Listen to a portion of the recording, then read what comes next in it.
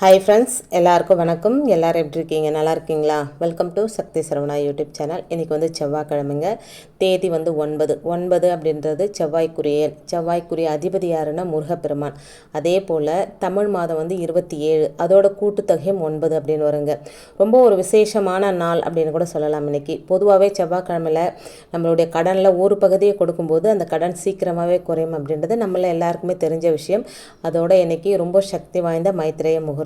செவ்வாய்க்கிழமையில மைத்திரேய முகூர்த்தம் வருது, ரொம்ப விசேஷங்க. இந்த மைத்திரேய முகூர்த்த டைமில் நம்ம கடனில் ஒரு பகுதியை கடனாக அவங்க வாங்கினவங்க கிட்ட கையினால் திருப்பி கொடுக்குறதோ, இல்லை நம்ம கவரில் போட்டு வச்சு மொத்தமாக சேர்த்து கொடுக்குறதோ, எப்படி செஞ்சாலும் நமக்கு நல்ல பலன். இப்போ 10,000 வாங்கியிருக்கிறோன்னா ஒரு 1,000 ரூபாவை நம்ம அவங்கக்கிட்ட நேரடியாக கொடுத்தாலும் சரி, இல்லை ஒரு கவரில் போட்டு ஒரு பக்கமாக வச்சுட்டு செவ்வாய்க்கிழமையில் நம்ம கொடுக்கும்போதும் நம்மளுடைய அந்த 9,000 கடனும் சீக்கிரமாகவே தீருங்க. இது வந்து பல லட்சக்கணக்கான பேர் செய்து பலனடைந்து இன்னும் பலனடைந்துக்கிட்டு இருக்கிற விஷயம் அந்த மைத்திரேய முகூர்த்தம். அந்த அளவுக்கு சக்தி வாய்ந்த இந்த நாளில் நினைத்தது நடக்க முருகப்பெருமானை நம்ம எப்படி வழிபாடு செய்யலாம் அப்படின்றத பற்றி பார்க்கலாம் வாங்க. இன்றைக்கி உலகெங்கிலும் பல்லாயிரக்கணக்கானோர் முருகப்பெருமானின் மகிமையை உணர்ந்து அவரை தினந்தோறும் மனமுருகி வேண்டிக்கிட்டு இருக்காங்க. அப்படியான சூழ்நிலையிலும் கூட இன்னும் சில நம்முடைய வேண்டுதலுக்கு மட்டும் முருகர் செவி சாய்ப்பதில்லையே அப்படின்ற மனக்குறையோடும் இருக்க தான் செய்கிறாங்க. இந்த மனக்குறையை தீர்ப்பதற்கான ஒரு எளிய வழிபாட்டு முறையை தாங்க இன்றைக்கி நம்ம வீடியோவில் தெரிஞ்சுக்க போகிறோம். இப்போ தான் ஃபஸ்ட் டைம் என்னுடைய வீடியோஸ்லாம் நீங்கள் பார்க்குறீங்க அப்படின்னா ப்ளீஸ் சேனலுக்கு சப்ஸ்கிரைப் பண்ணி சப்போர்ட் பண்ணுங்கள். உங்களுடைய ஒவ்வொரு சப்போர்ட்டும் எனக்கு அடுத்தடுத்த வீடியோ பண்ணுறதுக்கு ஒரு மோட்டிவேட்டாக இருக்குங்க. அதனால் ப்ளீஸ் சப்ஸ்கிரைப் பண்ணி சப்போர்ட் பண்ணுங்கள். வேண்டுதல் நிறைவேற முருகப்பெருமான் வழிபாடு. இந்த வழிபாட்டை நீங்கள் முருகருக்கு உகந்த தினமான செவ்வாய்க்கிழமை அன்னைக்கு தொடங்கலாங்க. அல்லது சஷ்டி திதி, கிருத்திகை நட்சத்திரம், பரணி நட்சத்திரம் போன்ற நாளில் தொடங்குறது ரொம்ப விசேஷம். இந்த வேண்டுதலை செய்யும் நாள் அன்னைக்கு காலையில் எழுந்து குளிச்சு முடிச்சுட்டு வீட்டில் இருக்கிற முருகப்பெருமான் படத்தை சுத்தம் செஞ்சு மஞ்சள் குங்குமம் போட்டு வச்சு அலங்காரம் செஞ்சுக்கோங்க. சிலை வச்சுருக்கீங்க அப்படின்னா நீங்கள் ஒரு அபிஷேகம் பண்ணிக்கோங்க. ஒரு அபிஷேகம் இல்லைங்க, எத்தனை அபிஷேகம் பண்ண முடியுமோ அத்தனை அபிஷேகம் பண்ணிக்கோங்க. முருகருக்கு உகந்த செவ்வரளிப்பூ அப்படி இல்லைன்னா மல்லிப்பூ, வாசனை நிறைந்த மல்லி, முல்லை எதனாலும் போட்டு அழகாக அலங்காரம் பண்ணிக்கோங்க. அவருக்கு நெய்வேத்தியமாக சக்கரை பொங்கல், தெனமாவு, பஞ்சாமிர்தம் இதில் ஏதாவது ஒன்று தயார் செஞ்சு வச்சா கூட போதுங்க. இந்த வழிபாடு செய்கிறதுக்கு முன்னாடி உங்களுக்கு பிடித்த ஏதாவது ஒரு முருகரை மனசில் நினச்சிக்கோங்க. அதாவது திருச்செந்தூர் முருகர், திருத்தணி முருகர், வடபழனி முருகர், சிறுவாபுரி முருகன் அப்படின்னு உங்களுக்கு யாரும் ரொம்ப பிடிக்குமோ அவர் வந்து மனசில் நினச்சிக்கோங்க. அடுத்ததாக ஒரு வெள்ளை கலர் பேப்பர் எடுத்துக்கோங்க. அந்த தாளோட 4 புறமும் மஞ்சளை தடவிடுங்க. தாளுக்கு நடுவில் ஓம் சரவண பவ அப்படின்னு எழுதுங்க. பேனாவோட நிறம் எதுவாக இருந்தாலும் பரவாயில்லைங்க, ஆனால் கருப்பை மட்டும் பயன்படுத்தாதீங்க. அதற்கு பிறகு கீழே உங்களுடைய வேண்டுதல் எதுவோ அதை வந்து எழுதுங்க. எழுதிய பிறகு அதுக்கு கீழே நீங்கள் எந்த முருகரை மனசார பிரார்த்தனை செஞ்சீங்களோ அந்த முருகர் பேரை வந்து அங்கே எழுதிடுங்க. இப்போது இந்த காகிதத்தை மடித்து உங்கள் வீட்டில் இருக்கிற முருகர் படத்துக்கு பின்புறம் வச்சுருங்க. இப்படி வச்ச பிறகு 48 நாட்கள் தொடர்ந்து முருகருக்கு தீபம் ஏற்றி உங்களுடைய இந்த வேண்டுதலை உங்களுக்கு பிடித்த முருகரை மனதில் நினச்சி நீக்கிட்டு அது நடக்கணும் அப்படின்னு சொல்லி வேண்டிக்கோங்க.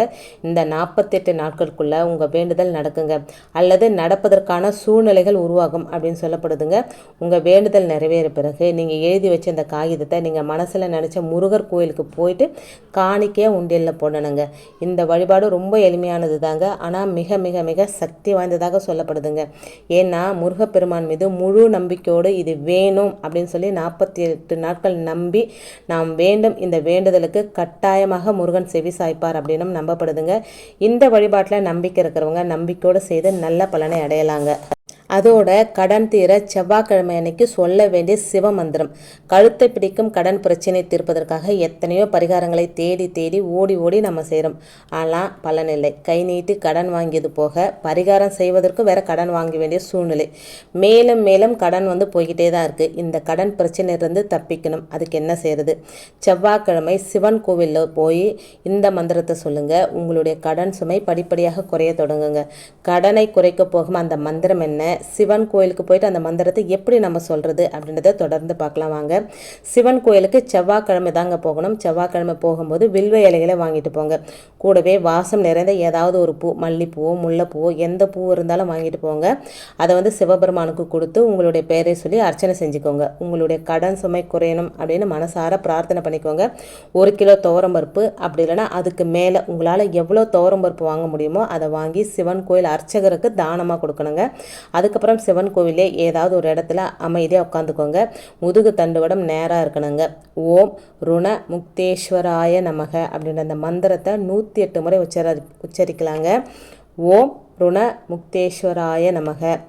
இதுக்கு மேலேயும் உச்சரிக்கலாங்க. 108 அப்படின்றது குறைந்தபட்சம். அதிகபட்சம் உங்களால் எத்தனை தரம் சொல்ல முடியுமோ அத்தனை தரம் அமைதியாக உட்காந்து சொல்லுங்கள். குறைந்தபட்சம் 108 இந்த மந்திரத்தை உச்சரிங்க. செவ்வாய்க்கிழமை சிவன் கோயில் அமர்ந்து இந்த மந்திரத்தை உச்சரிக்கக்கூடிய நபருக்கு நிச்சயமாக கடன் தொல்லை இருக்கவே இருக்காதுங்க. மந்திர வார்த்தைகள் வாயிலிருந்து வரக்கூடாதுங்க, ஆழ் மனதிலிருந்து வரணுங்க.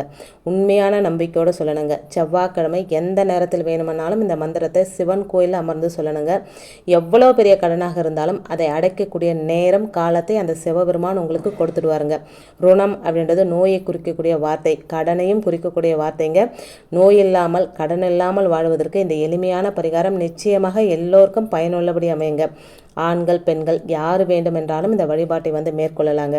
தொடர்ந்து எத்தனை செவ்வாய்க்கிழமைகள் இந்த வழிபாட்டை உங்களால் செய்ய முடியுமோ செய்யுங்க. துவரம்பருப்பை ஒரு வாரம் அர்ச்சகருக்கு தானமாக கொடுங்க. துவரம்பருப்பில் ஏதாவது பலகாரம் செய்ய முடியும் என்றால் அதை பிரசாதமாக செஞ்சு சிவன் கோயிலில் வச்சு நெய்வேத்தியம் செஞ்சுட்டு அங்கே வர பக்தர்களுக்கு அதை பிரசாதமாக கொடுக்கலாங்க. ஒரு வாரம் துவரம்பருப்பை நம்ம அர்ச்சகருக்கு தானமாக கொடுத்தா போதுங்க. அடுத்த வாரம் அடுத்த வாரத்துலேருந்து நம்ம போயிட்டு சிவபெருமானை வேண்டி இந்த மந்திரத்தை சொல்லிட்டு வரலாங்க.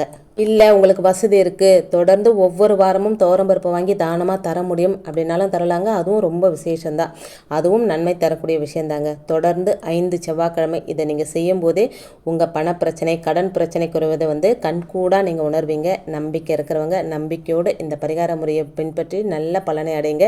இன்றைக்கி வீடியோவில் நான் சொன்ன விஷயங்கள் உங்களுக்கு பிடிச்சிருந்தா please like share and subscribe பண்ணிட்டு பாருங்கள். தேங்க்ஸ் ஃபார் வாட்சிங்.